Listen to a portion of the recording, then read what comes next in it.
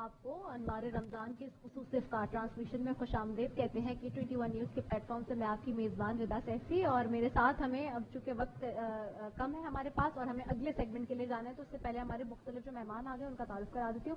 پہلے ہمارے ساتھ ہمارے مہمان کے سیگمنٹ جیسے کہ روزانہ ہوتا ہے آپ دیکھتے ہیں، اس سیگمنٹ میں آج ہم نے دعوت دی اپنے پروگرام میں جسٹس ریٹائر بیرسٹر خواجہ نوید احمد صاحب ہیں، ان کو خوش آمدید کہتی ہوں۔ بہت شکریہ خواجہ نوید صاحب۔ اور آپ یقینی طور پہ جانتے ہوں گے جو دیکھنے والے ہیں ہمارے کہ خواجہ نوید صاحب کا ایک بڑا مشہور پروگرام چلتا تھا جو ان کی پہچان بنا، ویسے تو اور بھی بہت ساری چیزیں ان کی پہچان ہے لیکن وہ مشہور پروگرام ان کی پہچان بنا جو کہ تھا خواجہ نوید کی عدالت، جس میں وہ انصاف مطلب عدالت کا مطلب سمجھ لیں انصاف اور عدل کی بات ہو رہی ہے۔ تو میں خواجہ نوید صاحب کو خوش آمدید کہتی ہوں۔ بہت شکریہ خواجہ نوید صاحب کہ آپ نے ہمیں جوائن کیا۔ یہ بتائیے کہ ایک تو سب سے پہلے آپ کو رمضان کی بہت بہت مبارکباد، اور یہ بتائیں کہ میں سب سے پہلے آپ کا سوال یہی کرتی ہوں اپنے مہمانوں سے جو آتے ہیں، کیونکہ وہ ہمارے ناظرین ان کے جو نجی زندگی کے مختلف پہلو ہیں اس کو بننا چاہتے ہیں۔ ویسے تو ہم آپ کو دیکھتے ہیں مختلف انداز میں جہاں آپ بیٹھے ہوتے ہیں تجزیہ کار کے طور پہ یا کہیں لیگل ایکسپرٹ کے طور پر، آپ ماہر قانون کے طور پہ، لیکن دوسری طرف ہم یہ بھی دیکھتے ہیں کہ آپ کی نجی کس طرح سے زندگی چل رہی ہے، رمضان المبارک کا مہینہ کس طرح گزر رہا ہے، اور یہ بتائیں کہ آپ جو ہے وہ خاص طور پہ آپ نے اپنا جو پہلا روزہ رکھا تھا وہ کب رکھا تھا؟ اس زمانے میں گرمیوں کے روزے ہوتے تھے۔ جی یہ میں بات بتا رہا ہوں، میں پیدا ہوا نا 52 یہ 58 یا 59 کا زمانہ ہوگا، 1959 جب میں 5 سال کا تھا۔ تو اس وقت گرمی میں روزے آتے تھے جون جولائی میں۔ یہ پھر اب دوبارہ گرمی میں آ گئے ہیں، یہ پتہ نہیں 30-40 سال بعد بدل جاتا ہے سلسلہ۔ تو پہلا ہی روزہ تھا اور بڑی گرمی تھی، امی نے سلا بھی دیا تھا مجھے، اور پیاس لگی تھی، بہت بھوک تو نہیں لگی۔ پھر شام کو روشہ کشائی ہوئی تھی، تو پھر مجھے یاد ہے میرے ابا جی نے مجھے ایسے دیے تھے اس زمانے میں، پتہ نہیں 5 یا 10 روپے، تو وہ ہمارے بڑے امیر ایک رشتے دار تھے، ان کے بچے نے بھی رکھا تھا، اس کو 100 روپے ملے تھے۔ تو آپ کو پہلے روزہ رکھنے میں کیا ملا تھا؟ مجھے تو بالکل 5 یا 10 روپے ملتے تھے بس۔ جی اس زمانے میں 5 روپے بہت بچے کے لیے بہت تھے۔ جی اچھا، تو پھر اب جو دیکھتے ہیں اس زمانے کی اگر ہم بات کریں اور اب دیکھیں جو اتنا اب تو دنیا کہاں کی کہاں پہنچ گئی ہے، کیسے دیکھتے ہیں کیا تبدیلیاں آئی ہیں؟ اور وہاں تو زمانہ پتہ ہے پورے محلے میں ایک کار ہوتی تھی، اور کار کی قیمت بھی کتنی ہوتی تھی، 6,000، اور پورے محلے میں ایک گاڑی، اور اب کار کی قیمت 45 لاکھ اور 50 لاکھ تو چھوٹی کار ہے، اور یعنی عام جو چلتی ہیں، اور پریڈو اور وہ تو بڑی بڑی مہنگی ہیں، اور گلیوں میں کھڑی کرنے کی جگہ نہیں ہے۔ آپ جائیں نا اگر بہادرآباد میں، اور یہ جہاں وہ 1+6 بنا دیے انہوں نے فلیٹ بنگلوں میں توڑ کے، تو پیدل نہیں چل سکتا آدمی، اتنی وہاں پارکنگ گلیوں کے اندر ہوئی بھی ہے۔ تو یہ حال ہے اب تو کاروں کی۔ صحیح، یہ بتائیں کہ اب کس طرح سے مینج کرتے ہیں رمضان المبارک کے مہینے میں اپنے سارے کام کو، کیونکہ ظاہر سی بس ہم اپنے آفس ٹائمنگ ویسے تو روٹین میں جو ہوتا ہے، ہم صبح 8 بجے سے 2-2:30 بجے تک کورٹ میں ہوتے ہیں، 2:30 بجے گھر آ جاتے ہیں، پھر 4-4:30 تک گھر میں ہوتے ہیں، پھر 5 بجے آفس جاتے ہیں، پھر 10 بجے 11 بجے جیسا کام ہوتا ہے جب تک بیٹھتے ہیں۔ اب کیا ہے سب کٹ شارٹ ہو گیا ہے، کورٹ میں تو 1:30-2 بجے تک فارغ ہو جاتے ہیں، پھر کورٹ سے سارا سٹاف جو ہے سیدھا آفس آ جاتا ہے، وہ جو ہم نیپ لیتے تھے وہ سب ختم ہو گیا ہے، اور 6 بجے تک آفس میں چھٹی کر دیتے ہیں تاکہ لوگ اپنے گھر جا کے افطار کریں۔ کتنا مشکل ہے، جیسے ہمارے دین اسلام میں بہت ہی بنیادی بیسک تعلیمات ہیں اس حوالے سے کہ جی آپ نے عدل و انصاف کا معاشرہ قائم کرنا ہے۔ وہ کہتے ہیں نا کہ بار بار اس بات کا ذکر آتا ہے کہ جی ہم کسی بھی طور سے عدل و انصاف کے بغیر اس معاشرے میں نہیں زندگی گزار سکتے، اور معاشرہ مکمل نہیں ہوتا نا۔ ہمارے دین اسلام نے، ہمارے مذہب نے بھی اس کے اوپر بڑا زور دیا ہے۔ تو کتنا مشکل ہے یہ کام جو آپ کر رہے ہیں خاص طور پہ، کیونکہ دیکھیں ویسے تو بہت کرٹیسائز کیا جاتا ہے کورٹس کو بھی کہ پاکستانی کورٹس میں پینڈنگ 2.5 ملین بڑا مسکنسیپٹ ہے لوگوں میں، ہم اسے نظام عدل بھی کہتے ہیں اور اس کو عدلیہ بھی کہتے ہیں۔ اصل میں بڑے سینئر جج تھے M.R. کیانی صاحب، ان کی ایک کتاب ہے افکار پریشاں، ہاف ٹروتھ، وہ اس میں لکھتے ہیں کہ میں لاہور میں سیشن جج تھا، اور میرے پاس صبح ایک کیس لگا، تو وہ زائد المیعاد تھا کیس، تو میں نے اپیلنٹ کو بتایا کہ آپ کی اپیل زائد المیعاد یعنی ٹائم بارڈ ہے، اس لیے خارج کی جاتی ہے۔ اس نے کہا کہ یہ تو کوئی انصاف نہ ہوا، تو جج صاحب لکھتے ہیں کہ میں نے اس کو ڈانٹ دیا، وہ چلا گیا تو میں دیر تک سوچتا رہا کہ ہم عدالتوں میں بیٹھ کے، یہ غور کیجیے گا، کہنے لگے کہ ہم عدالت میں بیٹھ کے فیصلے کر رہے ہیں، عدل تو اللہ کی ذات کرے گی۔ تو عدالتوں میں ایک جیسے گیم کے رولز ہوتے ہیں نا کہ یہ فاؤل ہو گیا، یہ ابھی پلنٹی کارنر مل گیا، بالکل اسی طرح عدالتوں میں بھی شریعت میں تو بہت ساری چیزیں واضح بیان کی گئی ہیں، اور جیسے کہ کہتے ہیں حضرت علی کا قول ہے کہ کفر کا نظام تو چل سکتا ہے لیکن ظلم کا نہیں چل سکتا، لیکن ہمارے وہ جو رولز ہیں اس کے مطابق جو فیصلے ہوتے ہیں وہ عدل تو ہو جاتا ہے، لیکن جسے لفظ عدل کہتے ہیں نا وہ پھر اللہ کی ذات ہی کرتی ہے، انسان کے بس یہ بڑا مشکل کام ہے، انسان کے بس میں نہیں ہے۔ یہ تو والد صاحب گائیڈ کریں گے کہ عدل بندہ تو خیر پوری کوشش کرتا ہے کہ اپنے ساتھ بھی عدل کرے، دوسروں کے ساتھ بھی کرے، لیکن دیکھنے والی وہ اوپر والی ذات ہے۔ ہمارے بھی جج اپنے دل سے گھر میں تو یہی فیصلہ کر کے آتے ہیں کہ ہم نے عدل کرنا ہے، لیکن آخر میں کورٹ میں فیصلہ کرنا پڑتا ہے کیونکہ رولز ہیں، CDC ہے، کرمنل پروسیجر کوڈ ہے، ایویڈنس ایکٹ ہے، اگر ان تمام چیزوں پر گواہیاں پوری نہیں اترتی تو پھر وہ یہ ہے کہ آپ کو اس گواہ کی گواہی قبول نہیں کرنی۔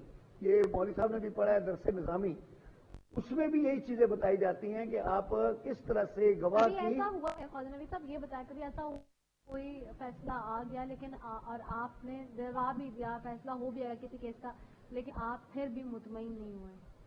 وہ تو ہر دفعہ تبھی تو اپیل کرتے ہیں۔ نہیں کوئی ایسی چیز جو نہیں یہ بڑا زبردست ہے، آپ نے سوال کیا۔ ہر فیصلے میں دو پارٹیاں ہوتی ہیں، ایک پارٹی جیت جاتی ہے، وہ مٹھائیاں بانٹتی ہے، خوشیاں کرتے ہیں، جو ہار جاتی ہے وہ کہتے ہیں ہمارے ساتھ انصاف نہیں ہوا، اسی لیے پھر اپیلیٹ فورم ہے، یہ دونوں پارٹیوں کو اپیل کا حق ہے اور دونوں پارٹیاں دوبارہ جاتے ہیں ایک دوسرے بینچ کے پاس جو ہائر ہوتا ہے۔ لیکن کبھی ایسا کوئی واقعہ جو آپ کی زندگی میں اب تک ایسا ہوا جس میں آپ نے کہا کہ نہیں میں تو یہ مطلب فیصلہ آ گیا آپ کی مرضی کا، لیکن اس کے بعد بھی آپ مطمئن نہیں ہو کہ نہیں یہ فیصلہ اگر اس طرح آ جاتا تو ہاں ٹھیک ہوتا شاید؟ دیکھیے بات تو یہ ہے نا کہ اطمینان جو ہے دل کا، جیسے روح کا اور قلب کا کہتے ہیں، وہ اس کا کوئی وہ لمٹ نہیں ہے کہ انسان ہر حال میں کوئی نہ کوئی شاکی رہتا ہے، یہ انسان کی نیچر ہے، اور اس لیے اس میں جو آپ کا لفظ ہے کہ مطمئن ہونا یعنی سیٹسفیکشن، وہ نارملی تو آپ وہ لکھتے ہیں کہ ہی سیٹسفائیڈ، لیکن ویدر ایکچولی سیٹسفائیڈ اور ناٹ۔ ٹھیک ہے، صحیح۔ گفتگو کا سلسلہ جاری ہے ناظرین، اور ہمارے ساتھ ویسے کمپرومائز جب ہوتا ہے تو اس میں بھی سیٹسفیکشن ہو جاتی ہے کہ دونوں پارٹیاں خوش ہو گئی ہیں، دونوں کو ان کا حق مل گیا۔ صحیح، چلیں یہ بہت اچھی خوبصورت بات آپ نے کہی۔ ہمارے ساتھ یہاں پہ جیسے کہ نعت خواں حضرات بھی موجود ہیں، اور نعت خواں میں ہمارے پاس پہلے خدیجہ اشتیاق جلیلی بیٹھی ہیں، اور ساتھ ہی ہمارے ساتھ بیٹھے سید احمد حسن نقشبندی، ان کو بھی خوش آمدید کہتی ہوں۔ بہت شکریہ سید احمد حسن نقشبندی کہ آپ آئے پروگرام میں ہمارے۔ میں چاہوں گی خدیجہ اشتیاق جلیلی سے کہ وہ ہدیہ نعت پیش کرنے کی سعادت حاصل کریں۔ کرم سرکار اب تو شمار ہو، کرم سرکار اب تو گئے غم بے شمار، جانو دل تم پر فدا ہے دو جہاں کے تاجدار، میں اکیلا مسائل زندگی کے بے شمار، میں اکیلا مسائل زندگی کے بے شمار، آپ ہی کچھ کیجیے نا شہ عالی وقار، آپ ہی کچھ کیجیے نا شہ عالی وقار، حال پہ میرے کرم کی ایک نظر فرمائیے، حال پہ میرے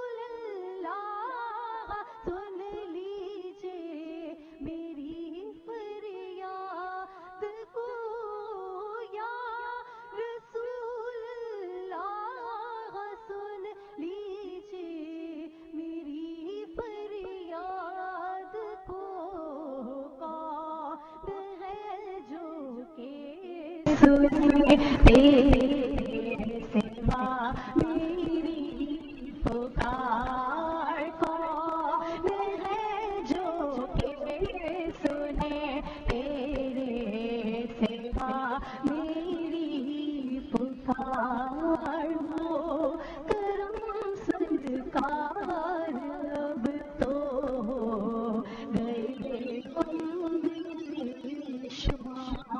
सुभान अल्लाह, कलाम पेश किया कि हो गए गम अब बेशुमार। और यकीनी तौर पे, बेशक तौर पे जब आप पुकारें तो हुजूर पाक सल्लल्लाहु अलैहि वसल्लम खातिबुन नबीन रहमतुल लिल आलमीन सरवरे कौनैन सरवरे कायनात जरूर जवाब देते हैं। और मुसलमानों तुम्हें कहा यही गया है कि दुरूद पाक पढ़ो, कसरत से पढ़ो, उन पर आका की दरगाह में बारगाह में दुरूद सलाम का नजराना पेश करते रहिए। ये वो घड़ियां हैं, मुबारक घड़ियां हैं जो कि हमें अब अफ्तार की तरफ लेके जा रही हैं आहिस्ता आहिस्ता। और बड़े कीमती लम्हात हैं जिनको आप जितना चाहे अपने लिए और कीमती बना सकते हैं जिक्र मुस्तफ़ा सल्लल्लाहु अलैहि वसल्लम करके।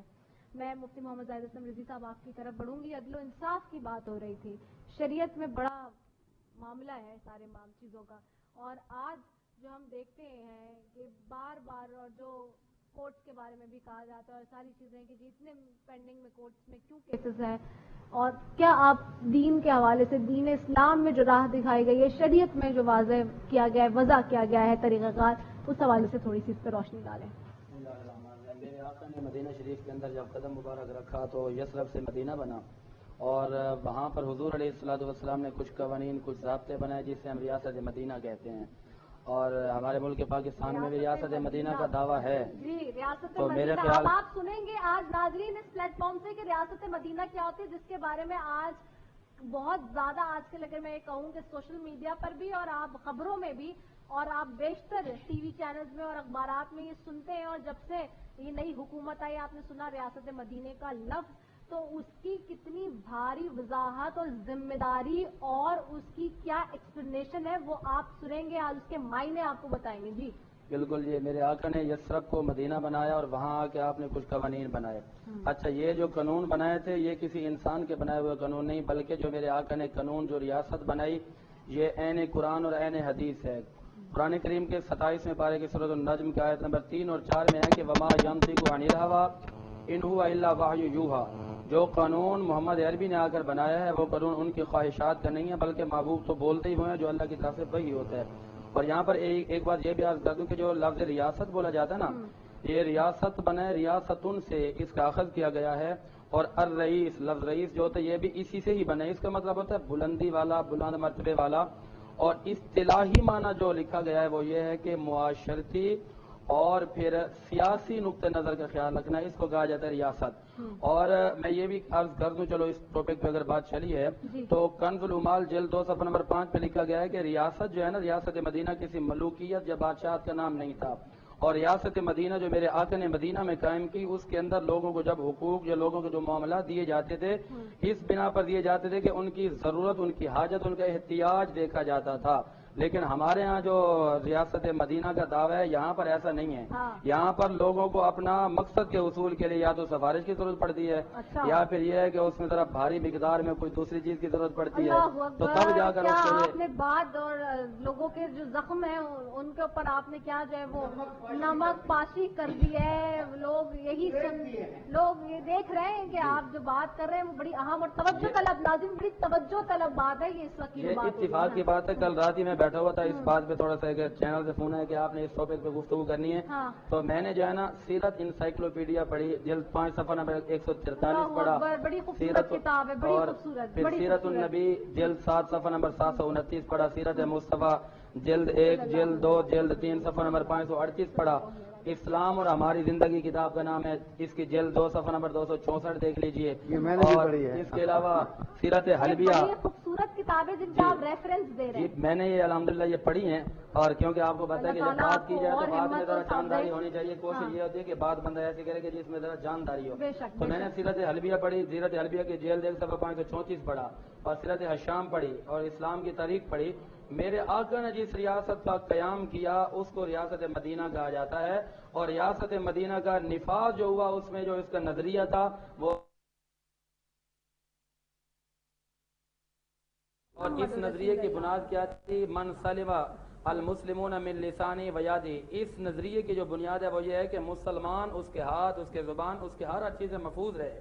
اور ولا تقربوا الفواحش ما ظهر منها وما بطن، آپ کے ظاہر اور باطن سے کوئی بے حیائی، کوئی فحاشی والی بات نہ نکلے. اور ولا تقتلوا النفس التي، آپ کے ظاہر اور باطن دونوں سے اسلام میں حکم ہے کہ کوئی فحاشی کا کام، کوئی چیز، کوئی بات نہ جھلکے. جی ولا تقتلوا النفس التي حرم اللہ الا بالحق. پھر آپ نے جو عدل و انصاف کی بات کی، اس سے پہلے تو ہم یہ دیکھیں گے کہ جو حکمران ہوتے ہیں ان کی ذمہ داری کیوں ہونی چاہیے، حاکم کیسا ہونا چاہیے.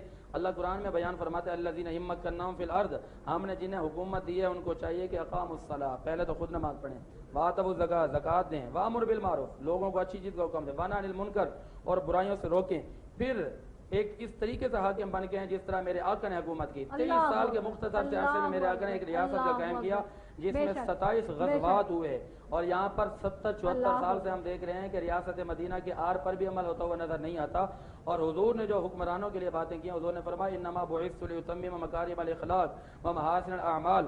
حضور فرماتے ہیں کہ مجھے تو بھیجا اس لیے گیا ہے کہ میں لوگوں میں حکومت کروں اور ان کو اخلاق کا درس دوں. اچھا، یہی ہم اس بات کو تھوڑا سا وقفہ دیں گے کیونکہ ہمیں وقفے کی طرف پھر ذرا ایک لمبے جانا ہے، لیکن یہ اسی بات کو ہم آگے کریں گے کیونکہ جیسے کل ہم نے کیا تھا مفتی صاحب، میں بالکل آپ اتنی خوبصورت بات بتا رہے ہیں، ریاست مدینہ کا مفہوم اور مطلب سمجھا رہے ہیں، لوگ بھی سننا چاہتے ہیں اس کو. یقینی طور پہ میں جانتی ہوں کہ لوگ اس بات کو بالکل جسے کہتے ہیں نا بہت ہی توجہ کے ساتھ سننا چاہتے ہیں اس سارے معاملے کو، لیکن اس کے اوپر ہم بات کریں گے. ساتھ ہی خواجہ نوید صاحب آپ کا بھی بہت شکریہ کہ آپ نے آج ہمیں وقت دیا اپنا بڑا قیمتی، میں آپ کی بہت شکریہ گزار ہوں. آخر میں اگر کوئی پیغام دینا چاہتے ہیں رمضان کے حوالے سے تو آپ دے دیجیے کہ مجھے وقفے کی طرف بڑھنا ہے. پھر بس یہ اللہ تعالیٰ سب کے روزے قبول کرے، ان کو ہمت دے کہ وہ رمضان کے مکمل روزے کریں، حقوق العباد بھی ادا کریں اور اللہ کے حقوق بھی ادا کریں. اور روزہ صرف بھوک اور پیاس کا نام نہیں ہے، یہ باقاعدہ آپ کے قول و فعل میں تضاد نہیں ہونا چاہیے، اس کا بھی روزہ ہونا چاہیے. خوبصورت بات، بہت خوبصورت بات، بہت خوبصورت بات. بالکل بے شک قول و فعل میں تضاد بھی ہونا چاہیے، اور بھوک پیاس کا نام صرف نہیں ہے روزہ کہ وہ آپ نے چھوڑ دی، ہر لحاظ سے ہے اور وہ ہم ایکسپلین کرتے جا رہے ہیں. ساتھ بیٹھے جی سید احمد حسن نقشبندی صاحب، میں چاہوں گی کہ آپ ہدیہ نعت کی 2 اشعار پڑھیں تاکہ ہم اس سے جو ہے اپنی ٹرانسمیشن میں وقفے کی طرف بڑھیں، کیونکہ اس کے بعد اب آپ نے جانا ہے شیف اقبال کے پاس جو کہ آپ کو بتائیں گے آج کچھ خاص منفرد سی نئی ڈش جو کہ آپ ایزی ٹو کوک کر سکیں اور افطار میں اپنے پیاروں کو کھلا سکیں. صلی علی نبینا صلی علی محمد صلی علی شفیعنا صلی علی محمد. سبحان اللہ. بے خود کیے دیتے ہیں انداز